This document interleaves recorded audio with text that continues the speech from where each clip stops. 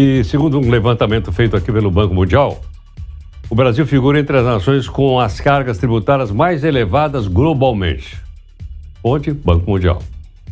Empresas brasileiras precisam dedicar mais de 1.400 horas anuais para cumprir todas as obrigações fiscais no âmbito federal, estadual e municipal. É um cipoal de lei, decreto, enfim, um monte de coisa. Dessa reforma tributária que nós acompanhamos e já várias pessoas tiveram oportunidade de explicar para a gente, nasce o Imposto de Valor Agregado, carinhosamente chamado de IVA. Por isso nós pedimos ao professor Adriano Moraes, professor da Escola Superior de Engenharia e Gestão de São Paulo, para conversar conosco. Professor Adriano, muito obrigado por atender aqui o Jornal da Nova Brasil. Obrigado, Heródoto. Bom dia para você, bom dia aos ouvintes da Nova Brasil.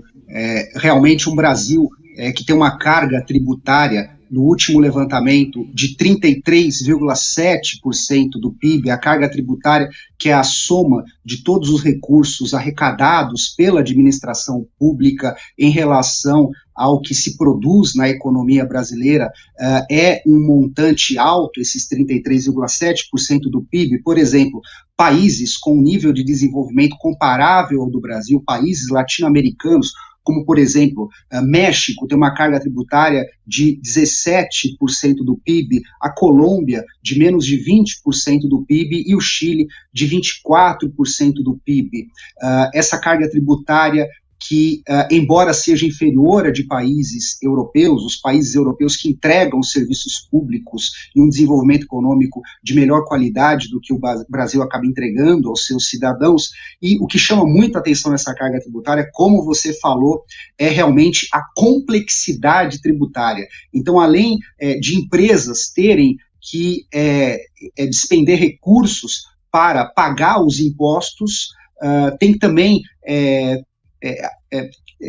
despender recursos para cumprir com obrigações tributárias, ou seja, tem recursos para entender como é que é o sistema tributário, que imposto pagar, como pagar, de que maneira fazer esse pagamento. Então, isso também demanda muito recurso, muita energia das empresas brasileiras e acaba tirando também a competitividade dos produtos brasileiros. A reforma tributária veio para remediar isso. Por exemplo, a gente tem no Imposto de Circulação de Mercadorias e Serviços, o ICMS, que é um imposto estadual, 27 legislações, uma para cada estado brasileiro, e além da legislação do Imposto sobre Serviços, que é municipal. Então a reforma tributária veio para unificar a legislação desses impostos em uma só, embora alíquotas diferentes, a legislação vai ser uma só, o que trará uma maior certeza aí para as empresas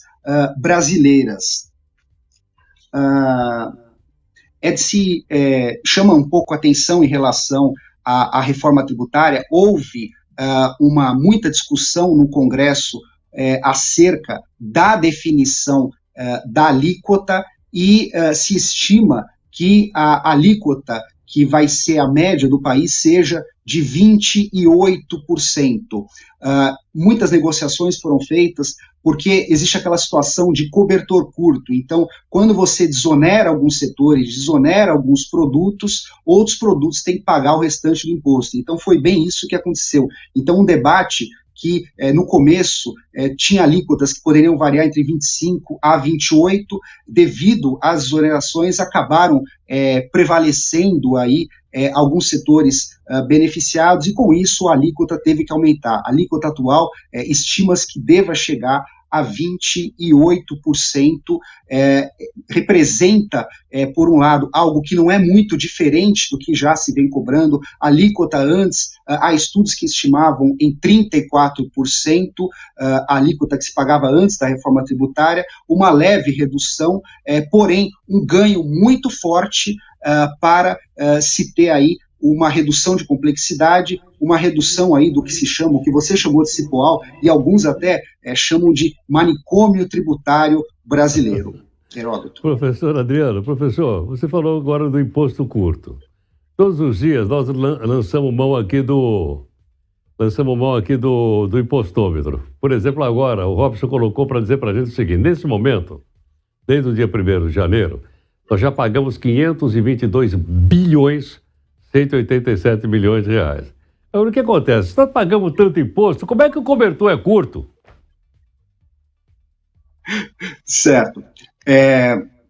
O cobertor é curto porque, obviamente, a partir do momento em que alguns setores, né, foram escolhidos para serem desonerados ou terem a sua alíquota reduzida, por exemplo, a desoneração de cesta básica, a manutenção de benefício da Zona Franca de Manaus, tarifas menores para transporte coletivo, você teve que ter outros setores com alíquota normal e pagando um imposto que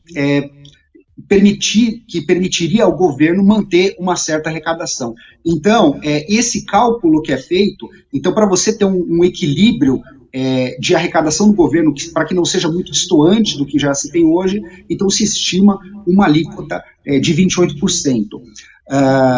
É uma alíquota que ela não é muito distoante da realidade brasileira. O Brasil, tradicionalmente, tem uma tributação um pouco maior sobre consumo e uma tributação um pouco menor sobre a renda. E todas essas tributações, elas visam justamente atingir a carga tributária que hoje é de 33% do PIB. Essa reforma é uma reforma que a intenção dela é ter a manutenção da carga tributária e você ter uma redução principalmente de complexidade. Reduzir a carga tributária que a gente tem hoje, que é justamente essa carga tributária que deve estar por trás desse impostômetro, é uma coisa complicada, porque o governo ele tem a necessidade aí de cobrir gastos que ele possui atualmente, então fica muito difícil você ter uma redução de carga tributária. Então não é essa a intenção da reforma. A intenção da reforma é realmente trazer eficiência, trazer mais racionalidade para que empresas não tenham um gasto de recursos desnecessários simplesmente para cumprir com obrigações tributárias. Entendi. E possam usar esses recursos, não o recurso de menor alíquota, mas o recurso de eficiência econômica, eficiência operacional, para tentar gerar mais empregos e direcionar os recursos às atividades produtivas, ao invés de tentar ficar entendendo aí como é que está mudando a legislação de imposto no Brasil. Perfeito. Professor Adriano, muito obrigado aqui por atender o Jornal Nova Brasil. Muito obrigado, Eduardo. Um grande prazer. Eu que agradeço. O professor Adriano Moraes, professor da Escola Superior de Engenharia, vários têm falado aqui sobre reforma tributária e tal, e a gente tem que ir porque nós vamos ser levados a ela, quer a gente queira, quer a gente não queira, quer a gente não goste, discutir tudo para a gente poder entender. Porque depois, sabe como é que é? Vai sair do nosso bolso de qualquer jeito.